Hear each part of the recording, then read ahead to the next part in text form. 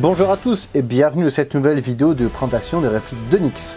Aujourd'hui, j'ai l'honneur de vous présenter l'inimitable carabine USM1 A1.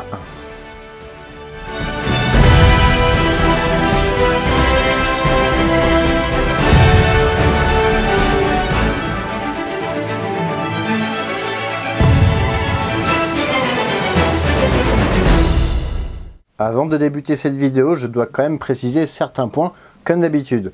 Tout d'abord, même s'il s'agit de quasi-armes, je parlerai de répliques pour plus de simplicité. Cette série de vidéos est réalisée en étroite collaboration avec le fabricant d'Onyx, que je remercie infiniment pour leur participation, sans qui du coup cette série n'aurait pas été possible, mais ce n'est pas pour autant que je ne vais pas vous parler des défauts de cette réplique. Je fais des reviews et non des publicités vous incitant à acheter. De nombreuses personnes vont me demander mais quel est l'intérêt de présenter ce type de réplique qui n'est pas airsoft, donc qui ne tire pas de billes, et qui n'est pas une vraie arme, donc qui n'a pas d'histoire. Vous avez entièrement raison, il n'y a aucun historique sur cette réplique et ce n'est qu'un vulgaire bout de bois et de métal. Mais lorsque nos gouvernements nous auront interdit l'achat ou la possession d'armes réelles, voire même peut-être de répliques d'airsoft, alors on sera bien content d'avoir ce type de réplique pour pouvoir continuer à perpétuer le devoir de mémoire et de montrer au public, grâce à ces répliques, comment était la vie dans les années 40. Alors du coup, à qui est destiné ce type de réplique? Tout simplement aux collectionneurs, aux passionnés, qui souhaitent agrémenter leur collection sans pour autant dépenser un poumon pour avoir une réplique de ce type, tout comme les accessoiristes de cinéma et de théâtre, qui voudront éviter l'achat d'une vraie arme. Après, bien sûr, il sera toujours possible d'acheter des répliques d'airsoft, mais je vous mets au défi de trouver cette réplique-là pour moins de 200 €. Alors, d'Onyx, c'est quoi? d'Onyx est une entreprise espagnole créée en 1967, spécialisée dans la reproduction d'armes allant de l'Antiquité jusqu'à 1982. Ils sont leaders sur le marché et exportent dans près de 40 pays, et dans le domaine de la Seconde Guerre mondiale, ils proposent une quarantaine de répliques ainsi que des grenades et des copies de munitions. Ils ont une chaîne YouTube, je vous invite à la découvrir dans la description de cette vidéo. J'ai déjà pu vous présenter un aperçu de cette réplique, pour ça je vous invite à découvrir la vidéo, qui date un peu certes, mais qui se trouve dans la description de cette présente vidéo. C'est la USM1 A1, celle-là c'est de la marque d'Onyx. Du coup, suite à différentes demandes, j'ai décidé d'en faire un spin-off. Ah, vous vouliez un STG-44? Vous vouliez une Grease Gun? Non, je préfère reprendre ce qui existe déjà pour en faire un truc plus long. Tout ça plutôt que de faire quelque chose de nouveau, hein.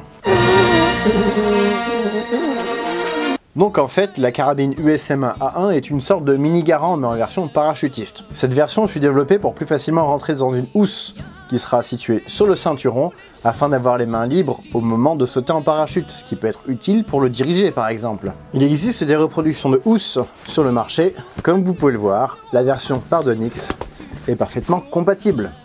Donc si je parle de mini-garand, c'est pas pour rien, c'est parce que au niveau des vis visibles et non réalistes, on a une certaine similitude avec le garand d'Onyx.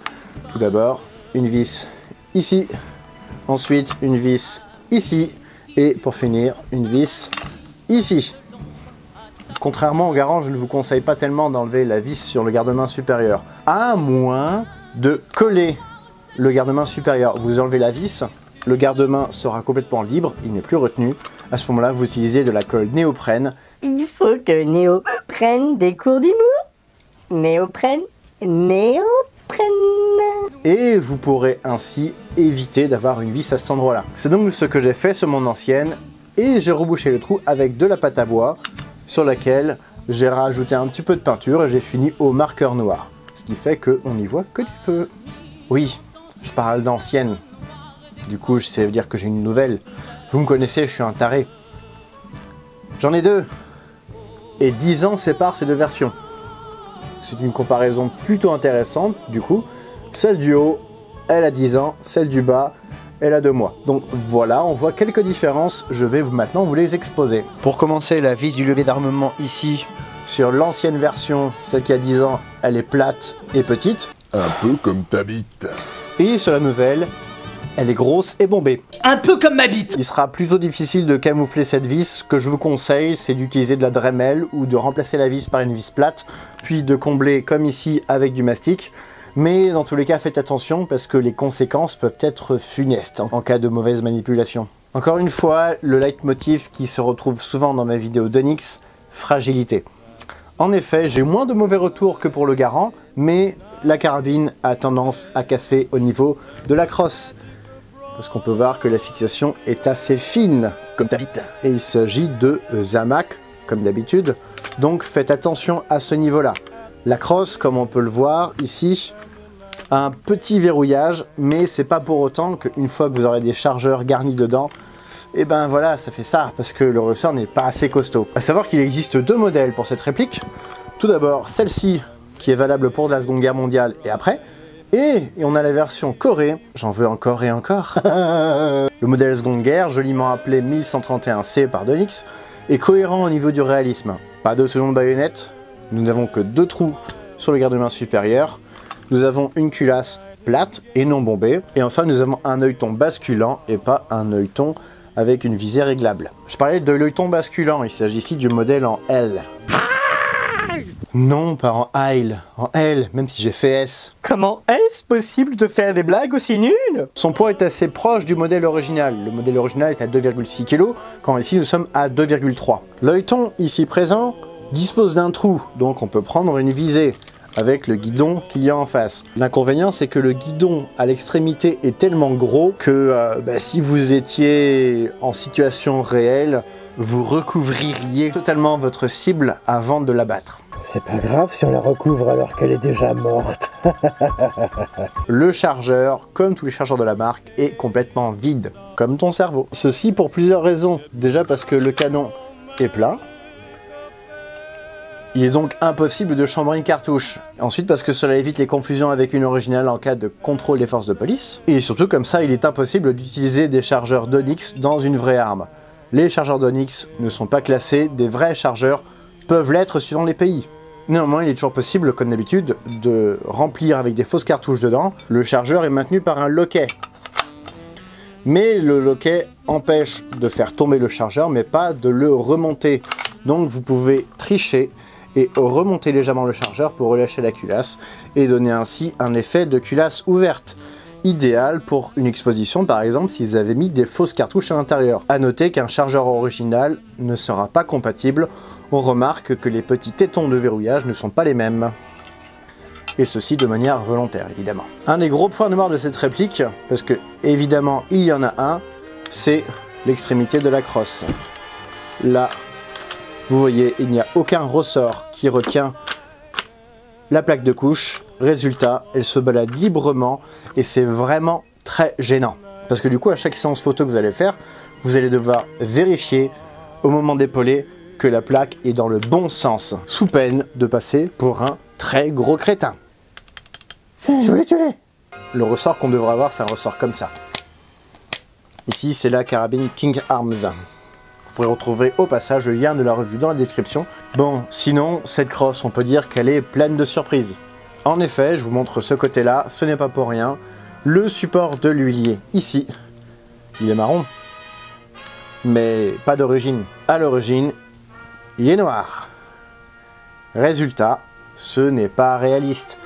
Autre point, à l'origine, l'huilier, ici, est absent. Donc il va falloir que vous trouviez un huilier et que vous réussissiez à le caser. Parce que le problème, c'est que l'anneau qu'il y a au-dessus est trop large par rapport à l'huilier. Donc si vous n'avez pas un moyen de le fixer, l'huilier, et ben du coup il va tomber. Donc ce que j'ai fait, c'est que j'ai calé un petit bout de papier juste pour caler l'huilier. Le vendeur en Belgique qui me l'a vendu il y a vachement longtemps avait lui mis directement l'huilier dessus. Il avait mis un bout de papier craft ici, façon emballage de vieux flingues, le tout imbibé de graisse. J'y ai pas touché, parce que c'est parfait. Ça fait cam, ça fait réaliste. C'est sûr que toi, niveau reste, tu sais où en trouver, gros lard. Après, si vous voulez cacher le support noir, rien ne vous empêche de rajouter un porte-chargeur. Ici, c'est un porte-chargeur original avec des vrais chargeurs dedans. Ainsi, si vous le mettez comme ça, on ne verra plus le support qui est noir. L'inconvénient, c'est que ça bouge dans tous les sens.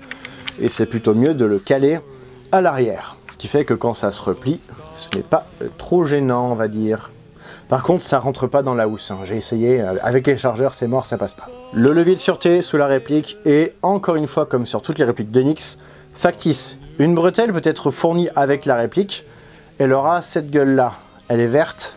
Elle a un bouton pression à son extrémité. Je ne suis pas sûr que ce soit la bretelle officielle d'Onyx, mais je pense que ça l'est parce qu'il y a marqué Spine dessus. Donc il faudra la remplacer par une bretelle beige avec un bouton pression, si possible en laiton, non pas en noir. Je parlais de marquage Spine.